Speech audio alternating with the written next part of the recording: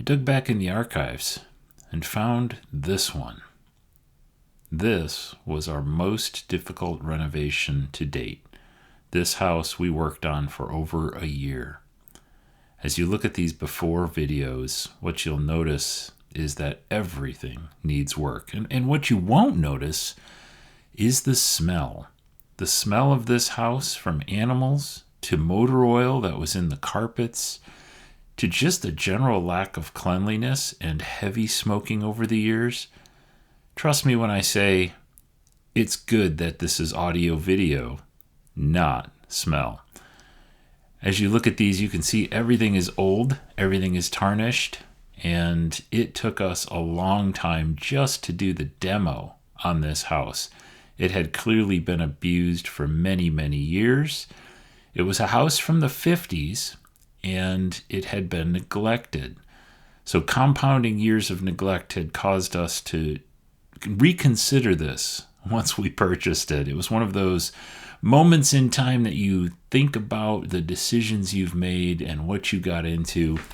And here, when you look at things like this, right, the master bedroom, what a disaster this is.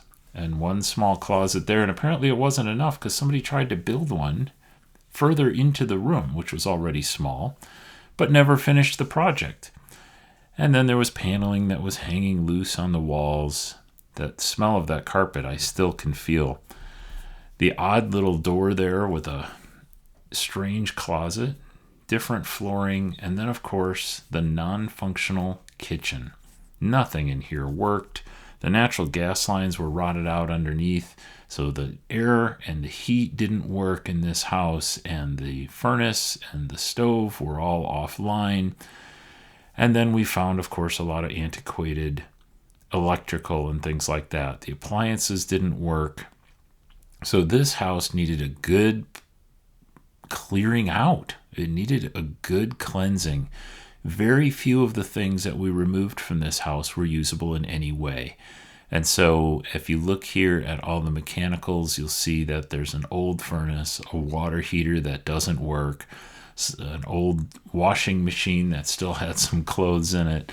It was quite the disaster. And of course, we had a colony of mice and things like that that were living in this house. It's amazing what we found in the walls. But we tore this house down to bare studs. This was one where I stood in the dirt in the crawl space where the subfloor was up on it, and we just tore it to shreds and rebuilt it top down. You can see here the garage too had a funky lean-to thing built on the side. That was falling down, and of course we had to get rid of that as well. Here is the after. This took about a year, and you can see that big fir tree is gone from the front. The deck has been totally refinished, and the house has actually been painted. It was white with red trim. Now we've gone with a beige, a lot of new trim, some new windows, and we repainted that front door black. That door is one of the only things we kept in this project. As you walk in, you can see the paneling is gone. Unfortunately, it could not be saved. The smell was so bad.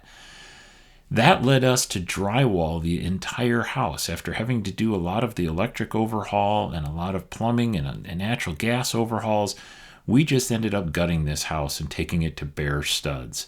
So to see this house done is quite the accomplishment. And while we were doing the demo, we uncovered this cool chimney and decided to put a little vertical electric fireplace on it. The old little closet is gone. We needed more space in the bathroom, and so we bumped the bathroom out a little bit. You can see a whole new bathroom here, new floors, new subfloors, new toilet, vanity, mirror, tiled shower, tub. Everything is brand new. And so as we enter the bedroom here, you can see as well, everything here is new, all new drywall. We installed ceiling fans in the bedrooms because, well, we just like ceiling fans in our bedrooms.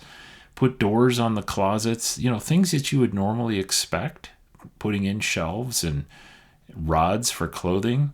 And then in the bedroom here, we took out that extra closet. Look how much bigger this room feels after removing that.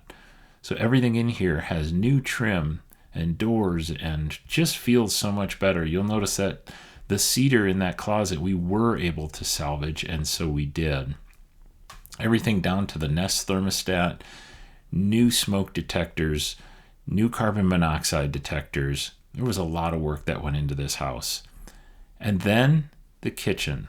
So the kitchen we totally gutted again as well. We widened that opening and put a header in so that you could pass into the kitchen more easily. It's less closed off. We went with gray cabinets on this one. We moved the stove down towards you. We moved the fridge across. We put a microwave in place. We added a dishwasher. Went with a large single sink. And then we had a little section here that was just perfect for like a breakfast nook. You can slide a stool up underneath that and use that for additional countertop or just a little eating area. But this, you can see we put lights under the cabinets and we left the pass-through open. In fact, we made it a little bigger so it just felt more open. It's beautiful in the backyard. To be able to see that was really helpful. We got rid of the old cabinets in here, but this room was a major makeover. So we have not only a new furnace in this house, but a new water heater, and we moved the tank and the softener and all the other maintenance items inside. You saw that electrical panel, that also was brand new. We contracted that work out. It was all new circuits in this house again, rewiring the whole thing. The back room was cleaned up and finished. We got rid of all of the problems related to water and related to the old siding. And you can see here the backyard has been very much cleaned up, despite this being fall at the time of this recording. The lean-to is removed from the garage. The garage was painted and repairs were made. And that's it. A solid year of work.